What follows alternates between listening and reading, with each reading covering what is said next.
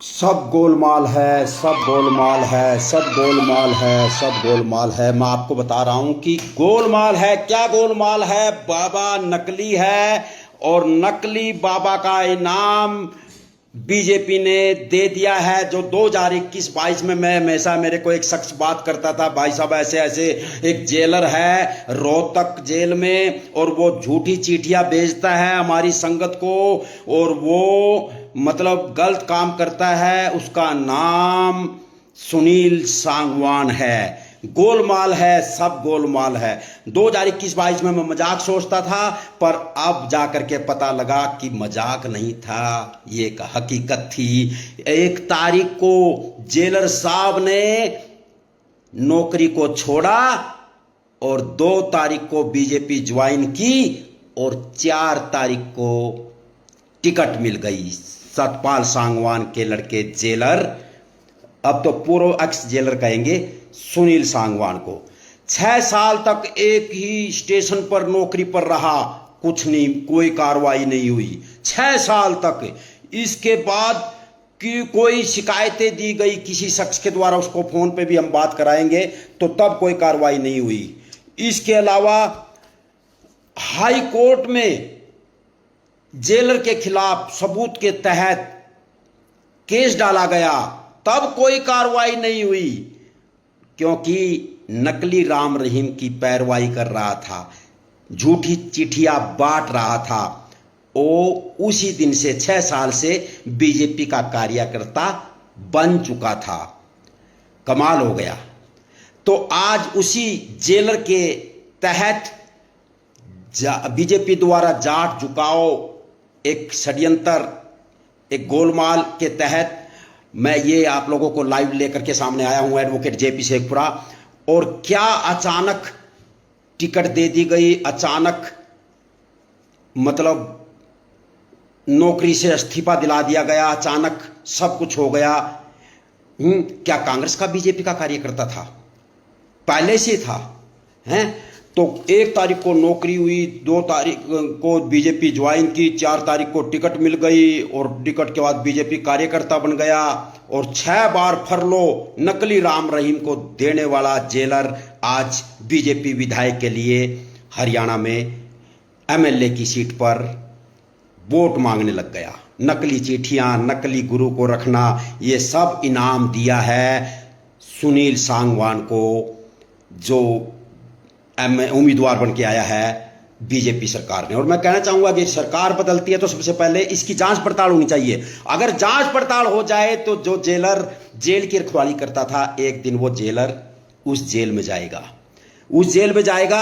और हम लोग ये बड़ा अचंबा, और मैं आज इस बात को सच मान रहा हूं, जिस बात के लिए कुछ अनुयायी मेरे को ये कहते थे कि ये गोलमाल हो रहा है, ये सब कुछ हो रहा है। और हम सीधा ही डॉक्टर मोहित गुप्ता, डेरा अनुयायी, उनसे फोन मिलाते हैं और सुनते हैं 2021 में उसने मेरे को क्या कहा था और आज वो क्या कह रहे हैं। हम सीधा उसको फोन मिला रहे हैं। हेलो, नमस्कार डॉक्टर मोहित गुप्ता जी, डेरा सिरसा के अनुयायी, राम रहीम, असली राम रहीम के भगत, और जो लड़ाई लड़ रहे हैं 3 साल से, नकली राम रहीम यहाँ जेल में, रोहतक जेल में है और असली हमारा पता नहीं है। और बहरूपिया की मैंने वीडियो भी दिखाई और उस वीडियो का मैंने खाल का यहाँ का और वो भी दिखाया।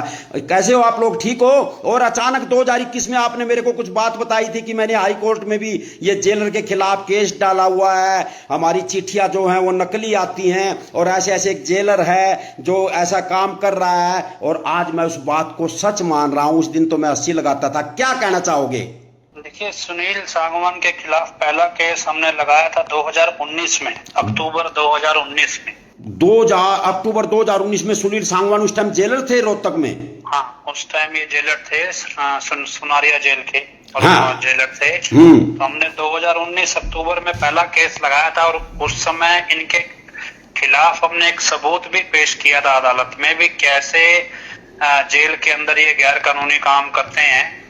और उस समय अदालत को हमने कहा जी हमारे पास एक स्टिंग है इनके कर्मचारियों का, इनका जो वीडियो है, इनके कर्मचारी बता रहे हैं कि सुनील सांगवान क्या करता है और जेल के अंदर का के कर्मचारियों का वीडियो है। तो उस समय सरकार पूरी मजबूती के साथ सुनील सांगवान के साथ खड़ी हुई और उन्होंने वो वीडियो अदालत में चलने नहीं दिया। ओके। और उसके बाद सुनील सांगवान के खिलाफ जब वीडियो आया तो सुनील सांगवान को बचाने के लिए बकायदा हाई कोर्ट के जज ने अपनी झूठी गवाही दी।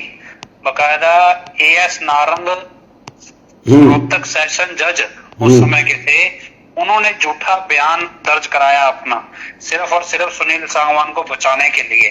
तब हमें पहली बार समझ आया कि सुनील सांगवान इतना इम्पोर्टेंट व्यक्ति क्यों है सरकार के लिए। भी हमें मतलब डाउट था कि क्या है, कुछ गड़बड़ है और इतना बचाव क्यों, जब सारे सबूत खिलाफ हैं। मतलब आप हाई कोर्ट का जज एक ऐसे बयान को पुख्ता मान रहा है जिसके ऊपर किसी के सिग्नेचर नहीं है, जिसकी हैंडराइटिंग किसी से मेल नहीं खाती, और वो ये बयान जेल से आता है बिना साइन किया हुआ, और फिर भी ये बयान सुनील सांगवान के हक में माना जाता है।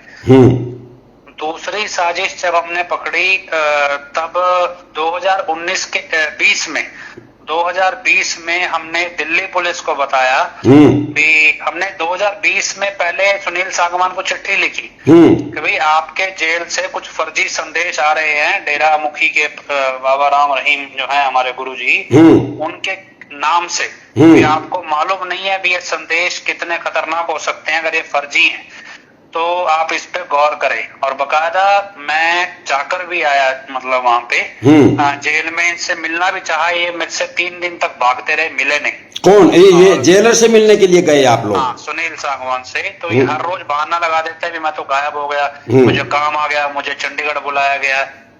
और 2020 में जब हमने ये जानकारी लगभग जुलाई अगस्त के अंदर हमने दिल्ली पुलिस को दी कि जी आपकी ये सुनारिया जेल से कुछ ऐसे संदेश निकले हैं जिसके जरिए दिल्ली में वारदात हो रही हैं, और ये सुनारिया जेल के जेलर से आप पूछताछ कीजिए और इसमें कई हत्याएं हुई हैं। और लेकिन तब मेरे को दिल्ली स्पेशल सेल कमिश्नर ने उस समय बुलाकर कहा कि जी आपकी कहानी में दम तो है, लेकिन जो हत्याएं हुई हैं उसको लेके हमारी जांच किसी और दिशा में है।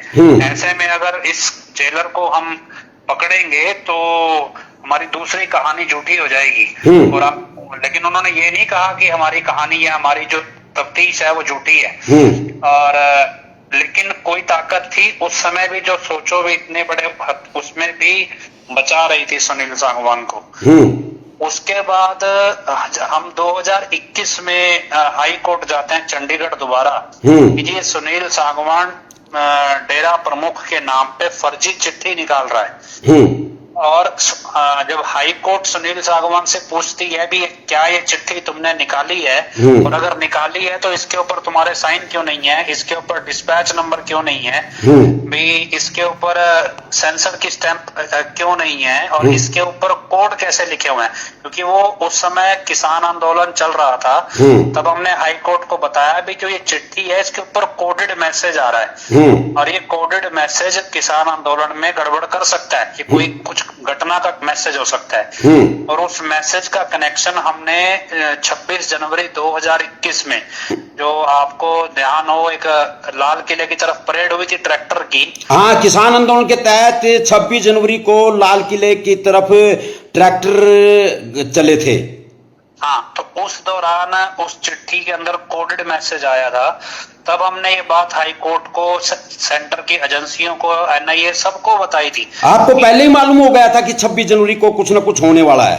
हाँ, ये 23 जनवरी को जब कोडेड मैसेज आया तब हमने ये बात सबको बताई कि भाई ये कुछ गड़बड़ है, कोडेड मैसेज है, कुछ गड़बड़ होने वाली है। हमें ये नहीं पता था 26 को होना है कुछ, हमें सिर्फ इतना पता था भी इस चिट्ठी में आने वाला मैसेज कोडेड है। इसमें ये ऐसे कोडेड मैसेज जेल से कैसे आ सकते हैं और खुले तौर पे। यहाँ तक सब चला। उसके बाद इस पे भी क्या हुआ, भी जब हाई कोर्ट ने जवाब मांगा तो 4 पेशियों तक सुनील सांगवान ने जवाब नहीं दिया हाई कोर्ट को। 5वीं पेशी पे जवाब देने से पहले अचानक से नकली राम रहीम बाहर आता है और ये कैमरे पे बोलता है कि मैंने चिट्ठियां भेजी थी। जब ये बात कैमरे पे बोल देता है, अगले ही दिन सुनील सांगवान हाई कोर्ट में बोल देता है हाँ जी ये चिट्ठी सच्ची है। उससे पहले नहीं बोलता 5 पेशियों में, इतनी सी लाइन ही बोलनी थी इसे। 5 पेशियों में वो चिट्ठियों के बारे में नहीं बोलता, और जैसे वो नकली राम रहीम बाहर आता है और अपना बयान देता है उसके तहत बोलता है सुनील सांगवान जेलर। हाँ, उससे ठीक अगले दिन बोल देता है भी ये चिट्ठी असली है, क्योंकि उसको ये होता है भी अब मेरे पास एक वीडियो दिखाने के लिए हो गया है, इसका मतलब वो जानता था भी चिट्ठी झूठी है। और यहाँ तक भी खत्म नहीं होता। इससे पहले अक्टूबर 2000 शायद 2021 की बात है, अक्टूबर 2021 में रंजीत हत्याकांड कुरुक्षेत्र का जब मामला बड़ा चर्चित है, हाँ, रंजीत हत्याकांड, उसका फैसला आना था। उस फैसले में 10 बजे अचानक कोर्ट लगती है और 10 बजे जो डेरा प्रमुख के वकील अदालत को बोलते हैं कि हमें डेरा प्रमुख का बयान दर्ज करवाना है। तो अदालत 2 घंटे के लिए मुलतवी की जाती है कि भाई बयान लिख लो, दर्ज करवाना है। तो वो क्योंकि पेशी जेल से हो रही होती है, तो जेल से 8 पन्नों का हिंदी में एक बयान लिखा जाता है, और ये बयान 12 बजे अदालत के, मतलब जब जेल से कोई बयान लिखा जाएगा, कोई भी कागज जेल से आएगा तो उस पर जेल की मोहर लगती है। हाँ। जेलर की मोहर लगती है, जेलर के साइन होते हैं। तो वो बयान डेरा प्रमुख कहने को अदालती रिकॉर्ड के हिसाब से डेरा प्रमुख के वकीलों की मौजूदगी में डेरा प्रमुख ने लिखा, ये अदालत कहती है। और 12 बजे वो बयान अदालत के रिकॉर्ड पे दर्ज हुआ, मतलब वो ईमेल के जरिए सब कुछ स्टैंप लग के अदालत के रिकॉर्ड पे आया। इससे पहले अदालत उसे फैसला सुनाती, मैंने अदालत को वही बयान ईमेल के जरिए भेज दिया। मैंने कहा भी 10 बजे से लेके 12 बजे के बीच में ये बयान सिर्फ डेरा प्रमुख ने लिखा और सुनील सांगवान ने साइन करके कोर्ट को दिया। तो फिर ये बयान इस दरम्यान बिना साइन किए हुए मेरे पास कैसे आ गया? इसका मतलब ये बयान जेल से नहीं आया, ये बयान बाहर से जेल में गया और जेल के जरिए कोर्ट तक आया।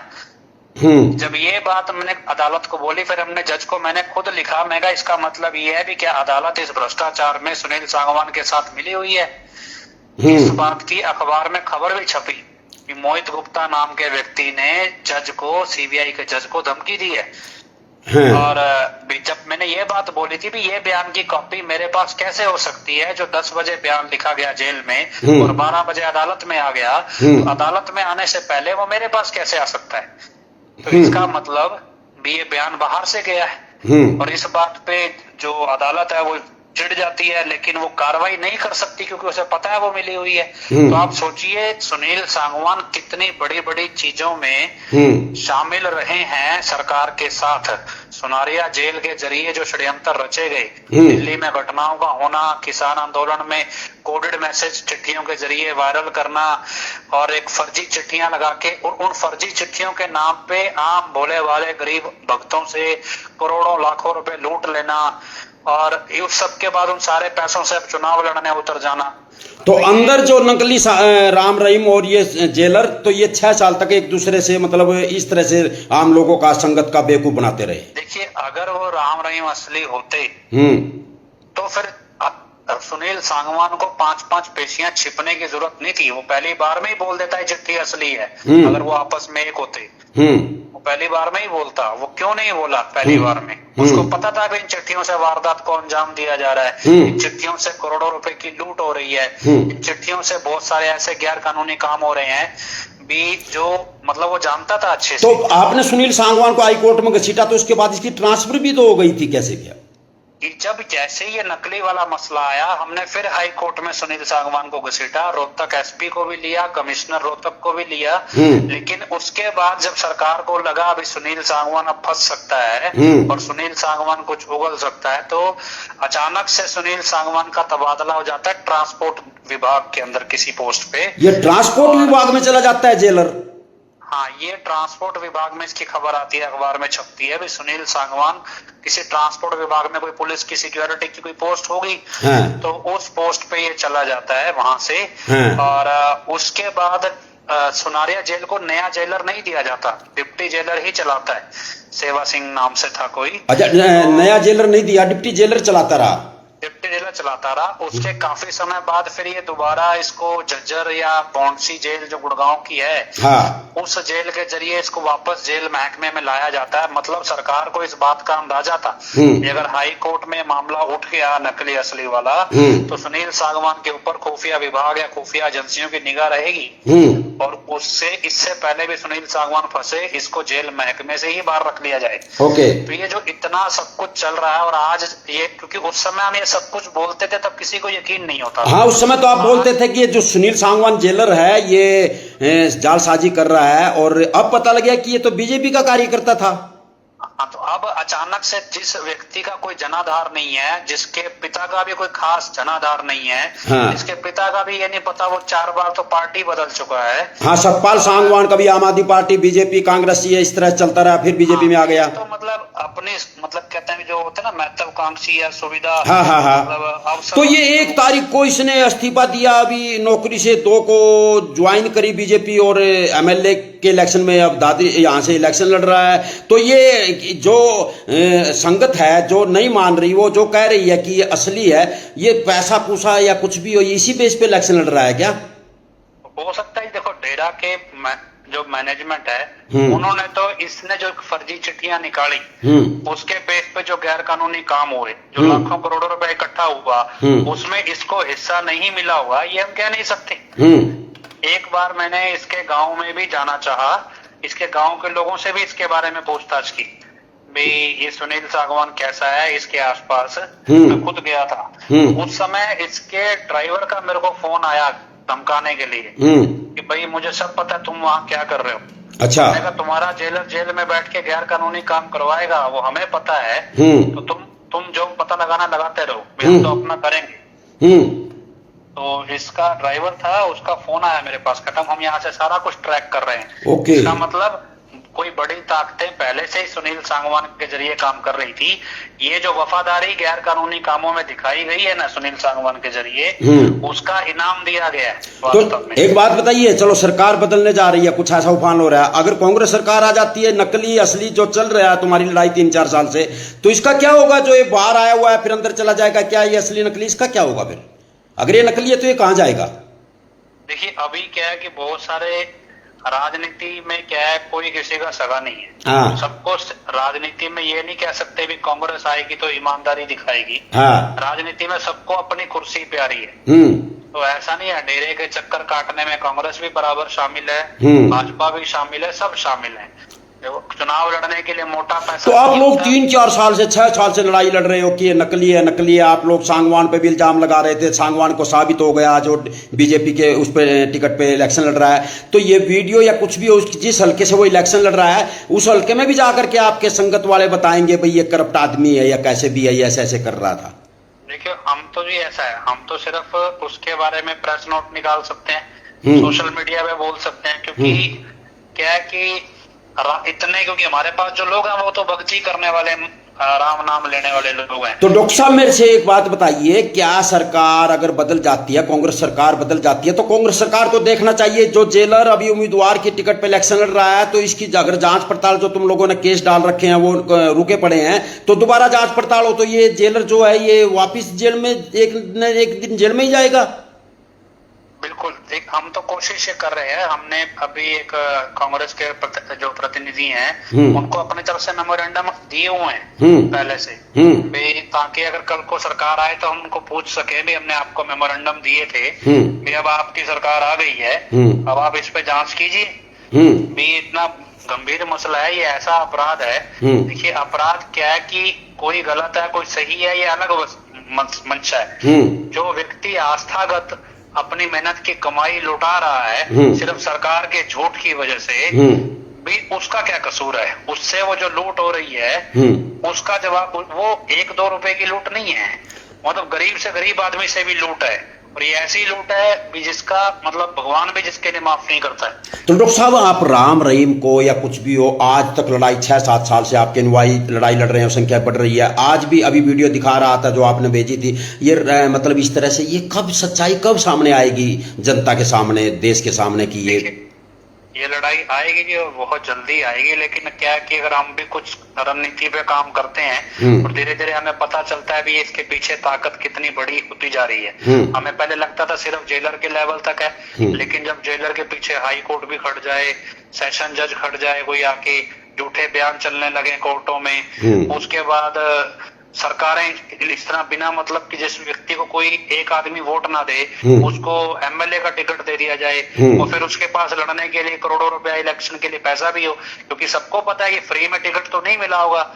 बीजेपी कोई इतनी छोटी पार्टी थोड़ा ही है जो फ्री में टिकट दे देगी। तो पहली बार नेता मैदान में कोई अफसर उतरे ऐसे ही, और इसका कोई ऐसा थोड़ी है, बहुत बड़ा जनाधार है कि पहले से कोई प्रसिद्ध कोई ईमानदार अफसर है या कोई बड़े काम सरकार के लिए करके दिए हैं ईमानदारी में, ऐसी तो कोई पहचान ही नहीं है। इसकी सिर्फ एक ही पहचान है भी, ये उस जेल का जेलर है जिसमें डेरा प्रमुख कैद है, सिर्फ यही इसकी पहचान है। इसके अलावा इसके फादर की भी कोई नेता के तौर पे कोई बड़ी पहचान नहीं है। 3-4 बार वो भी चुनाव हारे हैं। डॉक्टर साहब, अभी आप इतनी सच्चाई की लड़ाई लड़ रहे हो और पिछले साल तो आपके ऊपर भी ड्रग्स के केस लगा दिए थे, आप जेल में भी चले गए थे, तो शुक्र मानो कि जो जेलर जेल में जो जब गए और वहां पर कोई जांच पड़ताल हुई, 7 दिन बाद वापिस आए आप। हाँ, वो इन्होंने मामला दर्ज कराया मेरे खिलाफ, लेकिन जो एसएचओ था इंक्वायरी में वो बहुत ईमानदार था। वो गरीब घर से था। उसने मुझे बोला कि जी मुझसे पाप हो गया है, भी आप तो सच्चाई के लिए लड़ रहे हो और मैं आपको गिरफ्तार कर लाया। तो उसने कहा भी मैं आपको छोड़ूंगा और मेरे को कागजी कार्रवाई में टाइम लगेगा, आपको इस बीच 1 हफ्ता जेल में निकालना पड़ेगा। तो वो ये हनीप्रीत के आदमियों ने आपके नशे की गोलियां कुछ ऐसे रख दी थी ना आपके पास ही, मतलब आपको जब जो रखने की कोशिश की थी और किसी और गरीब व्यक्ति को 50,000 का लालच देके मेरे खिलाफ बयान दिलवाया था। लेकिन उस वक्त गरीब जो व्यक्ति था, जब उसको ये पता चला कि ये इस तरह का षड्यंत्र है, उसे लगा कोई अपराधी फंसाना है, वो मेरे को जानता नहीं था। लेकिन जब वो जेल में मिला, उसको पुलिस ने बताया कि तूने क्या किया है असल में, तो उसने फिर वो रोने लगा। उसने कहा जी मेरे को तो ऐसे ऐसे कहा गया था करने को, और ऐसे भी डेरा की मैनेजमेंट के लोगों ने इस तरह से 50,000 रुपए दिया था ये झूठा बयान देने के लिए। तो आप 4 दिन जेल में के अंदर रहे? मैं टोटल 9 दिन रहा था। तो 9 दिन बाद फिर वो आपसे लेके आए भाई आपको तो झूठा ही फंसा दिया और आप लोग फिर मेरे को फिर पुलिस ने ही मेरे को बरी कर दिया था 169 की। पिछले साल की बात है ना ये? हाँ, 2023 की बात है। तो बड़ी तगड़ी लड़ाई लड़ रहे हैं आपके अनुयायी, आपके भगत। और मैं ये कहूंगा कि इससे पहले सिरसा पुलिस ने भी किया था एक बार, मेरे को जबरदस्ती लॉरेंस बिश्नोई का गुर्गा बना के अरेस्ट कर लिया था आधी रात में। अच्छा, डॉक्टर मोहित गुप्ता को लॉरेंस बिश्नोई का गुर्गा बना दिया आपको। हाँ, तो फिर जो व्यक्ति जिसके बयान पे मुझे गुर्गा बनाया था, तो उसका बयान कुछ और था, मेरी जो बयान, उसका बयान मुझसे मेल नहीं खाता था, लेकिन दिया उसने मेरे खिलाफ ही था। और जो उसको उन्होंने स्क्रिप्ट रटाई थी, वो चाहे वो स्क्रिप्ट भूल गया या ईश्वर की कृपा रही, तो कह सकते हैं कि जो एसपी थे मौके के सिरसा के, एक दिन पहले ही वो नए आए थे, उदय सिंह मीना, तो उनको शायद वो लूप में लेना भूल गए साजिश में, और वो थोड़े ईमानदार थे। वो रात को 11 बजे मेरे लिए उठ के आए। उन्होंने कहा भी ऐसा है भी अगर सबूत है तो दिखाओ, वरना इस व्यक्ति को अभी छोड़ो। तो कोई सबूत मिला नहीं, कोई जोड़ नहीं पाए सीआईए वाले। बाद में मुझे पता भी चला भी कुछ पुलिसकर्मी इसमें मिली भगत थी, लेकिन कह सकते हैं भी ईश्वर जब साथ होता है सच्चाई के तो वो दिखता भी है, तो किसी न किसी रूप में। तो ये ऐसे, इसके अलावा भी इन्होंने हमारे ऊपर अभी थोड़े दिन पहले एक मुकदमा दिल्ली कोर्ट में डाला हुआ है। उसमें भी दिल्ली की कोर्ट बड़ी उग्र हो गई थी हमारे खिलाफ, लेकिन अचानक से फिर कोई ऐसा ही घटनाक्रम आया, तो जो मुकदमा डाला था वो उनके ऊपर उल्टा वापस चला गया, और वो खुद ही फंस गए मुकदमा डालने वाले। उसमें भी उन्होंने झूठे पर्चों के कागजों के साथ मुकदमा डाला था, तो वो कागज पकड़े गए कोर्ट में उनके झूठे, तो फिर वो ही फंस गए। तीसरा मुकदमा इन्होंने, चौथा मुकदमा एक और डाल रखा है सिरसा में, वो हाई कोर्ट ने स्टे लगा दिया उस पे। ऐसे तो कई मुकदमे डाले हुए हैं हमारे ऊपर। बड़ी कठिनाई से जीवन व्यतीत कर रहे हो आप, और आपके जो संगत है जो सच्चाई को सामने लेने के लिए 5-6 साल से लड़ाई लड़ रही है, मैं सलूट करता हूं। और एक दिन सच्चाई भी आएगी। और डॉक्टर साहब, ये तो अब ये इलेक्शन में राम रहीम नकली जो है ये बाहर है, ये अंदर जाएगा, अब ये प्रचार या कैसे, ये क्या चक्कर है? अब हरियाणा में भी आएगा क्या उधर सिरसा की तरफ? नहीं, अभी तो जो इन्होंने कागजों में पैरोल दिखाते हैं वो तो खत्म हो गई है। तो लेकिन अभी क्या है कि अब ये चुनाव के संबंध में इतना डेरा सक्रिय नहीं है। हाँ। इनका मेन मकसद अब सिर्फ पैसे से घूमता है कि आस्था के नाम पे पैसा लूटना और उस पैसे से नेताओं को खरीदना और नेताओं की चुनाव में मदद करके अपने काम निकलवाना।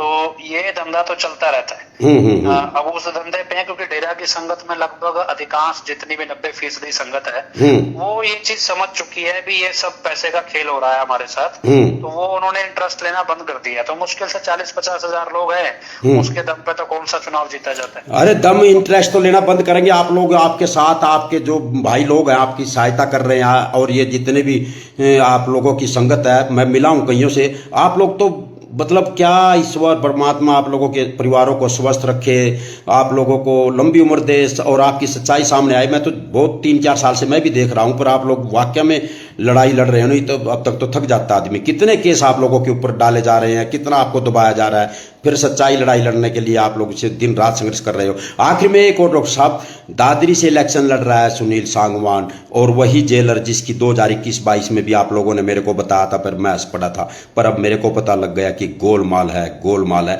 तो ये जो सुनील सांगवान जेलर है, इसने चिट्ठियां जो बंटवाई है, संगत को बहकाया है और भी कुछ किया होगा। तो आखिर में दादरी की जो जनता है, जो हल्का है, वहां क्या संदेश देना चाहेगा असली राम रहीम का मतलब शिष्य है, जो अभी भी लाखों में शिष्य है, वो असली संदेश उस जनता को क्या देना चाहेगा इस जेलर के बारे में, ताकि ये वीडियो उस हलके में जाए और वहां ऐसे आदमी हमारी विधानसभा में ना आए और हमारा देश खुशहाल रहे। आखिरी संदेश क्या देना चाहेगा आपकी संगत की तरफ से, आप लोग वहां जहां से इलेक्शन लड़ रहा है सुनील सांगवान जेलर? जी ऐसा है, हरियाणा में हमारे एक कहावत मशहूर है, टूटी हुई खाट और झुका हुआ जाट। झुका हुआ वो जाट तो हमारे झुक गए, बैंगलोर में झुका दिए जी, RSS वाले लेके भगा कर वहां लंबे घेर दिए। किसी काम के नहीं होते। नेता सिद्धांतों पे खड़ा होता है और जनता के बीच से खड़ा होता है, जनता के मुद्दों पे खड़ा होता है। भ्रष्टाचार के दम पे सरकार की चापलूसी करने वाला नेता अफसर जो है वो कभी नेता नहीं बन सकता। और जो व्यक्ति भोले भाले सीधे साधे आस्था में इंसानियत का काम करने वाले भक्तों से पैसा लुटवा रहा है, लुटवाता रहा है, उनको मतलब गरीब लोगों को और गरीब बनाता रहा है, वो किसी समाज का भला करने योग्य नहीं है। और ऐसे व्यक्ति के साथ देने वालों से समाज को हर तरीके से सतर्क रहना चाहिए। सतर्क रहना चाहिए। कोई व्यक्ति निजी दुश्मनी में किसी के साथ गलत करता है या करता है वो एक अलग मसला है, लेकिन एक ऐसे लोगों के साथ गलत करना जिसने उसका कुछ नहीं बिगाड़ा, जिन गरीब लोगों ने उसका कुछ नहीं बिगाड़ा, उन लोगों के घर बर्बाद करने में सहायता करना, ऐसा व्यक्ति समाज क्या किसी का भी भला नहीं कर सकता। ऐसा व्यक्ति सिर्फ धिक्कारने लायक है और किसी लायक नहीं है, किसी लायक नहीं है। धन्यवाद डॉक्टर मोहित गुप्ता जी, स्वस्थ रहिए। और आप लोग लड़ाई लड़ रहे हो, मैं आपके अनुयायी जो हैं उनका भी धन्यवाद कर दूं नाम लेकर के। धन्यवाद सुमित जी, डॉक्टर साहब बहुत बहुत शुक्रिया। और धन्यवाद पलविंदर जी, प्यारे लाल जी, पलविंदर सैनी जी, मिंटू टामक जी, प्यारे लाल जी। तो आप लोग इतनी जबरदस्त लड़ाई लड़ रहे हो और आप साथ साथ डॉक्टर साहब को भी बचा रहे हो, अपने आप को भी बचा रहे हो। आप लोग अपने घरों में एक मेहनत कर करके आप लोग अवतार सिंह जी, धन सतगुरु, सिमरन कौर जी, बहुत बढ़िया, तरसेम जी हैं, मैं आप लोगों को देखता रहता हूं कि आप लोग सच्चाई लड़ाई लड़ रहे हो और आप लोग कण कण में परमात्मा वाहिगुरु का वास, ये भी बात कहते हो। और आप लोग नकली राम रहीम का के लिए 6-7 साल से लड़ाई लड़ रहे हो। और एक लड़ाई तो जेलर की जो सामने आ गई है, बंट सिंह जी, सुखचैन सिंह जी, परमजीत सिंह जी, बलविंदर सिंह जी हैं, और अमित वर्मा जी हैं, तरसेम जी हैं, और गुरविंदर इंसा जी, बलविंदर शाही जी, और प्रीत जी, गुरविंदर जी।